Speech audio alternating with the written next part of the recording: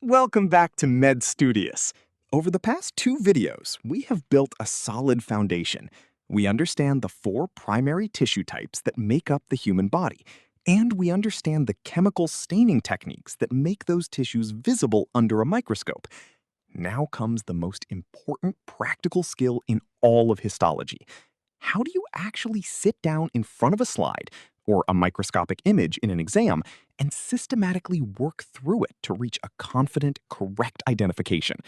Because here's the truth that most histology courses never tell you. Knowing your tissue types and your stains is necessary, but it is not sufficient. What separates students who consistently identify slides correctly from those who guess and guess wrong is not more memorization. It is method. It is having a repeatable, logical, analytical framework that guides your eyes and your reasoning from the moment you pick up the slide to the moment you write down your diagnosis. That framework is what this video is all about. We call it systematic histological diagnosis, a structured 6-step protocol that transforms the chaos of an unfamiliar microscopic preparation into a step-by-step process of elimination and synthesis that reliably leads to clinical certainty. We will not just teach you the steps in abstract, we will walk through each one live, using a real mystery tissue preparation so you can see exactly how the framework works in practice. Let us begin. Before we dive into the protocol itself, we need to understand why so many medical students find histology slides genuinely disorienting, even after studying tissue types extensively. The answer lies in what we call the macroscopic to microscopic disconnect. When you study anatomy from textbooks, atlases, or dissection, you build a mental picture of organs at the scale you can see with the naked eye. You know what the brain looks like, what the kidney looks like, what a cross-section of the intestine looks like. But the moment you step into a histology practical and look down a microscope, or open a slide image in an exam, everything changes completely. The scale shifts by a factor of hundreds or even thousands. The familiar 3-dimensional shapes of organs disappear entirely, replaced by flat, 2-dimensional slices through structures that may look nothing like their macroscopic counterparts. On top of this, the artificial colors introduced by chemical staining bear no relationship to the natural colors of living tissue. Suddenly, the kidney, which you know as a dark red bean-shaped organ, appears as a field of circular pink tubules and blue nuclei on a glass slide. The disconnect is real, and it is the most common point of failure in histology. Students who have never been explicitly taught to bridge this gap, to deliberately translate what they see at the microscopic scale back to a microscopic anatomical identity, will struggle every time. This is exactly what the 6-step diagnostic protocol is designed to solve. The diagnostic protocol we are going to teach you is built around what we call the histology diagnostic funnel. The funnel metaphor is deliberately chosen. You begin at the wide, open top where all possibilities are on the table, and you systematically narrow down through 6 sequential steps until you arrive at a single precise diagnosis at the point of the funnel. Each step reduces the number of possible tissues that could match what you are seeing using a different category of evidence. Here are the 6 steps in order. Step 1. Macro assessment. Before you even touch the microscope, you examine the preparation with the naked eye and record its overall geometry and shape. Step 2. Magnification stepping.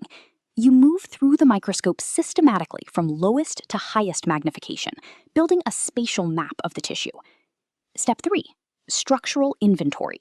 You methodically document every identifiable structural and cellular feature you can see, both known and unknown. Step 4. Stain context. You identify which staining technique has been used, because this tells you which molecules have been highlighted and how to interpret the colors you see. Step 5. Deduction. Using your inventory and stain knowledge together, you eliminate all anatomically impossible options until only one tissue identity remains. Step 6. Functional synthesis. You confirm your identification by connecting every microscopic structural feature you observed to a specific physiological function. Each step is equally important. Skipping any one of them increases your risk of error significantly. Let us walk through each step in detail, using a real mystery tissue preparation as our case study. Step 1 of the diagnostic protocol is the one that students most often skip, and that is precisely why it is the one we must emphasize most strongly. Before you place the slide on the microscope stage, before you switch on the light source, before you look through any lens at all, stop. Hold the slide up to the light and look at it with your naked eye.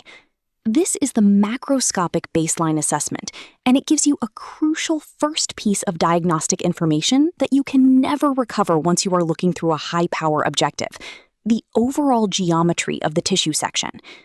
The shape and layout of the tissue at this scale tells you immediately whether you are looking at a hollow tubular structure, a flat sheet of tissue, a solid organ, a glandular structure with branching lobules, or something more irregular. This information dramatically narrows the field of possibilities before you have looked at a single cell. The common mistake is to dive straight to the microscope, often directly to medium or high magnification, in the excitement of wanting to identify cells. This is the single most damaging habit in histology. When you do this, you lose all spatial context. You see cellular details without knowing where in the tissue you are, which layer you are examining, or how the structures you are seeing relate to each other at the tissue level. In our running case study, applying this first step immediately reveals that our mystery preparation has a distinctly annular, that is, ring-shaped, geometry when viewed with the naked eye. That single observation already eliminates a large number of potential tissue identities. A ring shape means a hollow lumen. We are looking at a tubular organ. The investigation has begun. With the macroscopic baseline established, it is time to place the slide on the microscope, but not yet to use high magnification.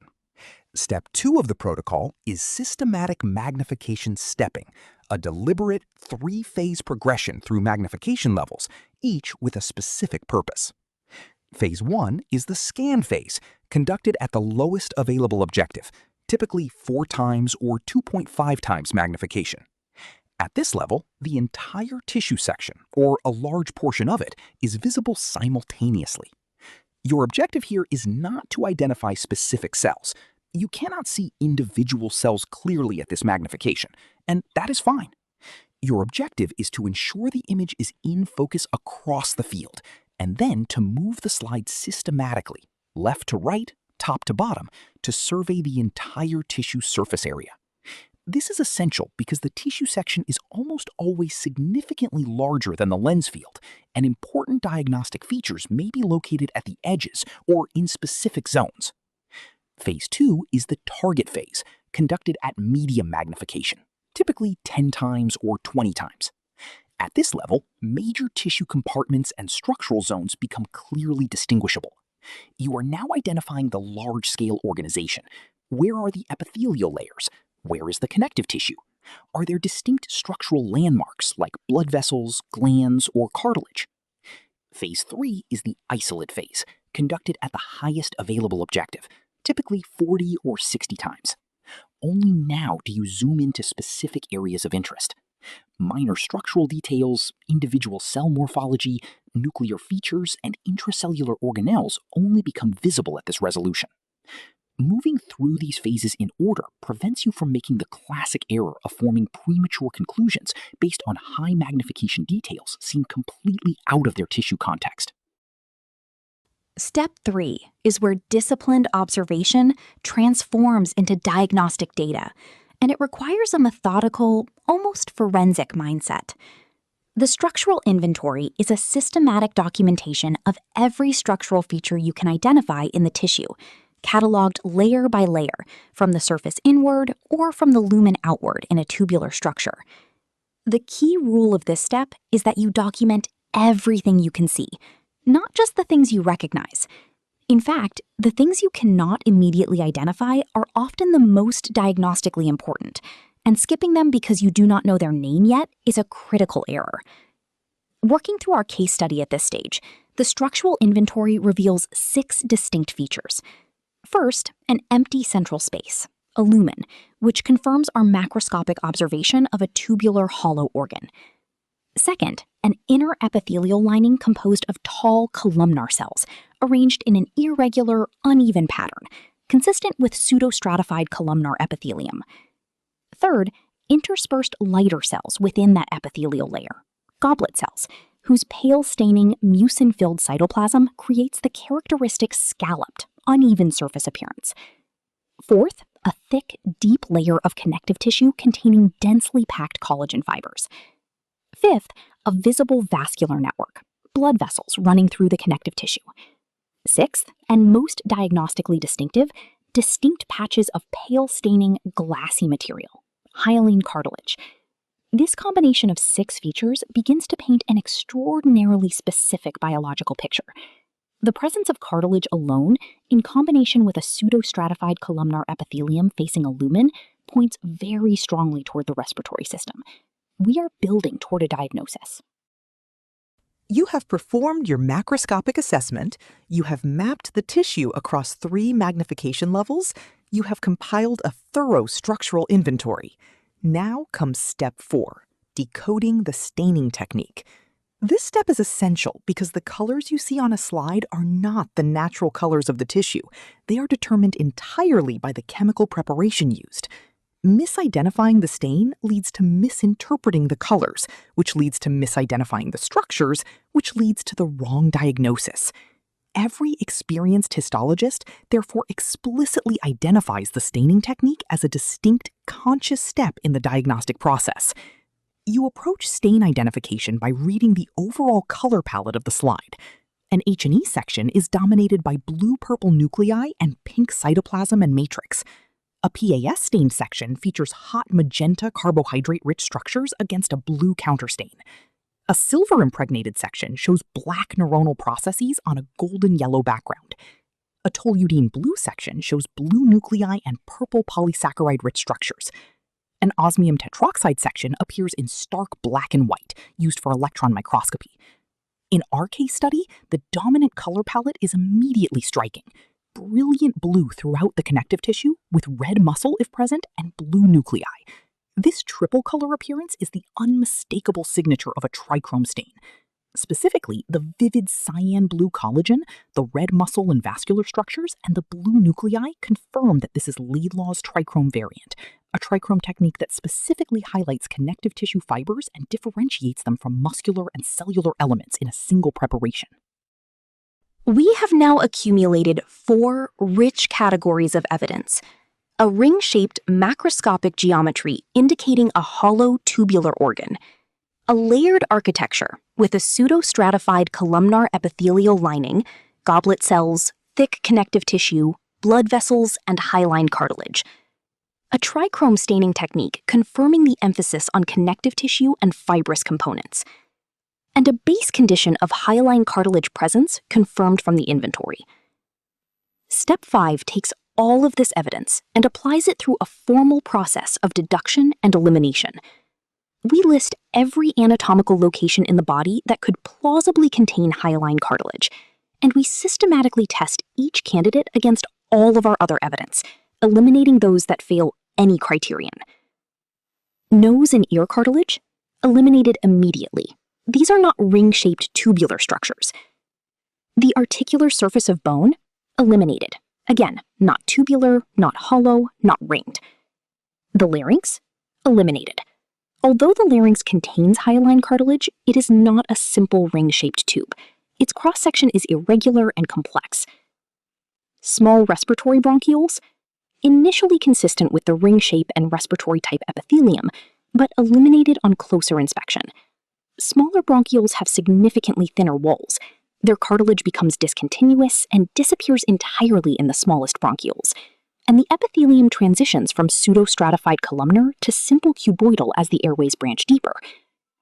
Only one candidate passes every single criterion without exception: the trachea. Ring-shaped cross-section? Confirmed. Pseudostratified columnar epithelium with goblet cells? Confirmed. Thick connective tissue with collagen? Confirmed. Continuous hyaline cartilage support? Confirmed. Visible vascular network? Confirmed. The elimination matrix has done its work. The systematic diagnostic protocol has reached its conclusion. The mystery tissue is the trachea, And we can now make this identification not as a guess, not as a vague impression, but as a logically derived, evidence-based diagnosis, supported by multiple independent lines of structural and chemical evidence. The synthesis statement that confirms this identification is as follows. The combination of an overarching annular cross-sectional shape, hyaline cartilage structural support rings, thick fibrous connective tissue highlighted by trichrome staining, a visible vascular network in the wall, and a mucosal lining of pseudostratified ciliated columnar epithelium with interspersed goblet cells facing an open central lumen. This precise constellation of features uniquely and unambiguously identifies the trachea. No other structure in the human body presents this exact combination.